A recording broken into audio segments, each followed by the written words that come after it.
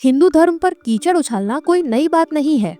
वामपंथी विचारधारा का अनुसरण करने वाले चीख चीख कर आपको यह बताएंगे कि कैसे ब्रह्मा जी ने अपनी ही बेटी सरस्वती के साथ जबरदस्ती की थी। इसका सबूत देने के लिए यह लोग आपको श्रीमद् भागवत पुराण की वह लाइन भी दिखाएंगे जिसमें लिखा है कि भगवान ब्रह्मा की कन्या सरस्वती बड़ी ही सुकुमारी और मनोहर थी। हमने सुना है कि उसे देखकर एक बार ब्रह्मा जी काम मोहित हो गए थे। इसी लाइन को बार बार दिखाकर समाज में यह प्रचारित कर दिया गया कि ब्रह्मा जी ने अपनी ही बेटी के साथ व्यभिचार किया और उनसे विवाह कर लिया।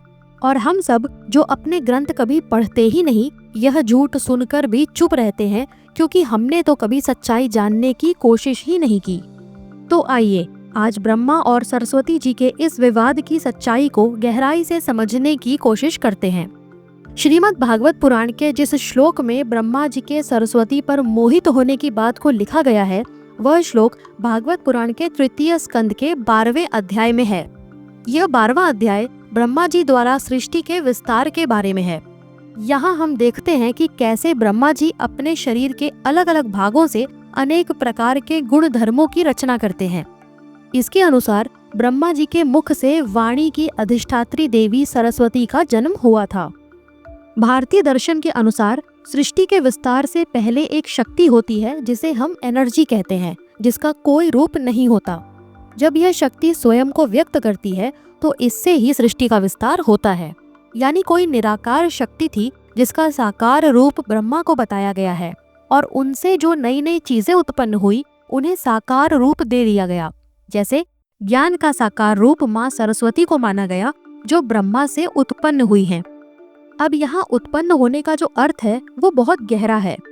दरअसल उत्पन्न शब्द से यह समझ आता है कि संभोग की प्रक्रिया का अभी आरंभ नहीं हुआ। यह सब सृष्टि की उत्पत्ति से पहले की घटना है और अभी मनुष्यों का जन्म भी नहीं हुआ है। यह सब कथाएं सृष्टि के निर्माण के समय की हैं, जहाँ ब्रह्मा सृष्टि के रचयिता है और माँ सरस्वती उनकी एक रचना है। तो हम यहाँ सरस्वती जी को ब्रह्मा जी की पुत्री इसलिए कह देते हैं क्योंकि ब्रह्मा उनके क्रिएटर हैं जो पिता समान माने जाते हैं। स्पष्ट बात यह है कि सरस्वती जी ब्रह्मा जी की पुत्री नहीं है बल्कि उनकी रचना है, उनका क्रिएशन है। श्रीमद् भागवत पुराण के इसी अध्याय में बहुत बाद में यह प्रकरण आया है जिसमें कहा गया है कि ब्रह्मा जी के शरीर के 2 भाग होने के बाद उन भागों से स्त्री पुरुष का एक जोड़ा प्रकट हुआ। जो पुरुष था वह मनु हुए और जो स्त्री थी वह उनकी रानी शत्रुपा हुई।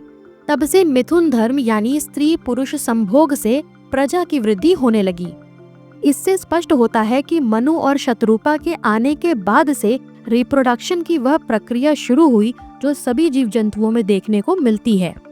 यानी सरस्वती जी ब्रह्मा के मिथुन धर्म का परिणाम नहीं है, क्योंकि मनु और शत्रुपा से पहले मिथुन धर्म जैसा कुछ था ही नहीं।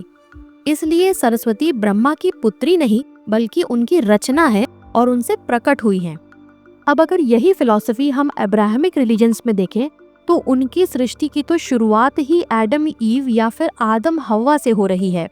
देखा जाए तो यह फिलॉसफी तो और भी ज्यादा शर्मनाक है, क्योंकि एक स्त्री और एक पुरुष से जो संतानें उत्पन्न होंगी वह भाई बहन ही होंगी और यही भाई बहन संभोग क्रिया से और संतानें उत्पन्न करेंगे।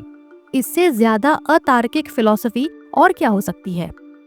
अब्राहमिक रिलीजन्स में यह बताया जाता है कि एडम और ईव के बेटे केन ने अपनी ही बहन इवान से शादी की और उससे भी बच्चे पैदा हुए। अब यह शर्मनाक नहीं तो और क्या है। यह लोग अपने रिलीजन में व्याप्त व्यभिचार को नहीं देखते, लेकिन यह कुतर्क देने चले आते हैं कि ब्रह्मा ने अपनी बेटी सरस्वती से विवाह कर लिया। सृष्टि की उत्पत्ति के समय किसी प्रकार का मैथुन या संभोग की प्रक्रिया नहीं थी। यह सब सृष्टि के निर्माण के बहुत बाद की घटना है। अब एक प्रश्न यह उठता है कि जब संभोग क्रिया जैसा कुछ था ही नहीं तो फिर ब्रह्मा जी काम मोहित क्यों हो गए।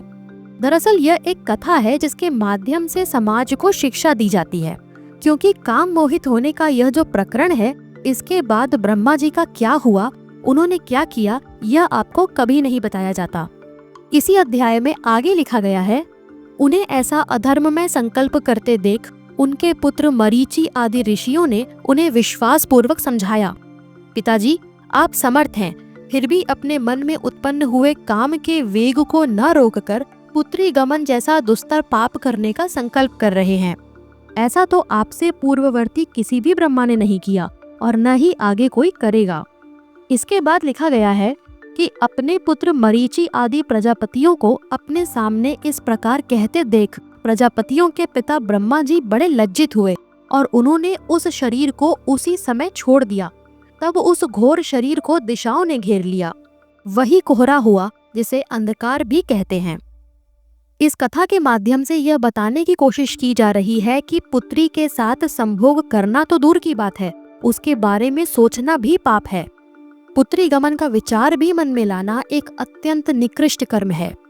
अब रही ब्रह्मा और सरस्वती के विवाह की बात, तो भागवत पुराण में कहीं भी इनके विवाह का वर्णन नहीं मिलता है, लेकिन ब्रह्मवैवर्त पुराण में ब्रह्मा जी का सरस्वती से विवाह हुआ है।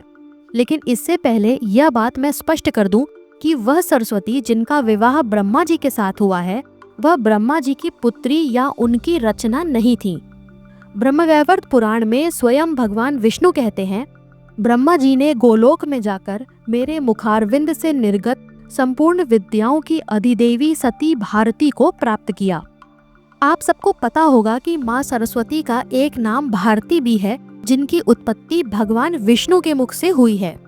इन्हीं सरस्वती देवी के साथ ब्रह्मा जी का विवाह हुआ है। विष्णु जी के मुख से उत्पन्न हुई इन्हीं सरस्वती के हाथ में वीणा और पुस्तक है। इसलिए ब्रह्मा के साथ जिन सरस्वती को हम चित्रों में देखते हैं, वह दरअसल विष्णु के मुखारविंद से उत्पन्न हुई हैं और उनका विवाह ब्रह्मा से हुआ है। यह सरस्वती देवी विष्णु की रचना है, ब्रह्मा की नहीं। ब्रह्मा और सरस्वती के इस विषय से हमें हिंदू धर्म में मल्टीवर्स के कॉन्सेप्ट के बारे में भी पता चलता है। अभी मैंने एक प्रकरण के बारे में बताया था जिसमें ब्रह्मा के पुत्र मरीचि आदि ऋषि उनसे कह रहे थे कि पिताजी, आप समर्थ हैं, फिर भी अपने मन में उत्पन्न हुए काम के वेग को न रोककर पुत्री गमन जैसा दुस्तर पाप करने का संकल्प कर रहे हैं। ऐसा तो आपसे पूर्ववर्ती किसी भी ब्रह्मा ने नहीं किया और न ही आगे कोई करेगा। तो इससे यह स्पष्ट होता है कि ब्रह्मा केवल एक नहीं है, बल्कि कई सारे ब्रह्मा हैं जो अनंत ब्रह्मांडों में प्रवेश करके वहां सृष्टि का निर्माण करते रहते हैं। महाविष्णु के द्वारा बनाए गए अनंत ब्रह्मांडों में से हर ब्रह्मांड के अंदर प्रवेश करने वाले विष्णु रूप हैं गर्भोदक्षाई विष्णु। इन्हीं के नाभि कमल से ब्रह्मा का जन्म होता है और यही ब्रह्मा प्रत्येक ब्रह्मांड में प्रवेश करके सृष्टि का निर्माण करते हैं। आपने भगवान विष्णु के कई चित्रों में उनकी नाभि से निकली रस्सी और उस पर कमल पर विराजमान ब्रह्मदेव को देखा होगा। यही भगवान विष्णु का गर्भोदक्षाई रूप है, जो एक ब्रह्मांड में विराजमान होते हैं और इस एक ब्रह्मांड में सृष्टि का सृजन करते हैं उस ब्रह्मांड के ब्रह्मा। इस प्रकार कई सारे ब्रह्मांड यानी मल्टीवर्स का निर्माण करने वाले ब्रह्मा भी कई सारे हैं। खैर, अपने मुख्य विषय पर लौटते हैं, जिसमें अब तक हम यह जान चुके हैं कि जिन सरस्वती का विवाह ब्रह्मा के साथ हुआ है, वह सरस्वती दरअसल भगवान विष्णु के मुख से उत्पन्न हुई है और वह ब्रह्मा की पुत्री नहीं है। आशा है अब आपको ब्रह्मा सरस्वती के इस विवाद का सही उत्तर मिल गया होगा। दोस्तों, इंटरनेट पर आपको कई ऐसे आर्टिकल्स, फोटोज, ट्वीट्स इत्यादि मिल जाएंगे जिसमें ब्रह्मा जी को अपनी ही बेटी सरस्वती का दुष्कर्मी बताया जाता है। यह झूठ फैलाने वाले पुराणों में लिखा सच आधा अधूरा दिखाएंगे या फिर डॉक्टर अंबेडकर की लिखी पुस्तक रिडल्स इन हिंदुइज्म के पन्ने दिखा देंगे, जिसमें ब्रह्मा जी को सरस्वती का बलात्कारी बताया गया है। साथ ही लव और कुश को रावण के पुत्र, भगवान राम को मांस मंदिरा का सेवन करने वाला और न जाने क्या क्या बकवास बातें बताई गई हैं। डॉक्टर अंबेडकर के पास सनातन धर्म की कितनी सतही जानकारी थी, यह इसी बात से सिद्ध होता है कि वह मैक्स मुलर के बड़े प्रशंसक थे। वही मैक्स मुलर जो यह लिखता है कि मैंने वेदों का नया रूप तैयार किया है। यह वेद ही भारतीयों के ज्ञान का मूल है और हमें इसे ही उखाड़ फेंकना है। मैक्स मुलर यह भी लिखता है कि भारत की शिक्षा व्यवस्था को समाप्त करके ही हम यहाँ क्रिश्चियनिटी और पश्चिमी सभ्यता को स्थापित कर सकते हैं। अब हिंदुत्व और भारत के कट्टर दुश्मन मैक्स मुलर को सपोर्ट करने वाले डॉक्टर अंबेडकर जैसे लोग, जिनके पास हिंदू धर्म की जानकारी के नाम पर केवल विदेशी पुस्तकें थीं, ऐसे लोग जब देश का संविधान लिखेंगे तो देश का क्या हाल होगा, यह तो आज जग जाहिर है। बाकी यह वीडियो आपको कैसी लगी इस पर अपना कमेंट अवश्य देना। वीडियो को लाइक और चैनल सब्सक्राइब करना मत भूलना। मिलते हैं अगली वीडियो में। नमस्कार। जय महाकाल।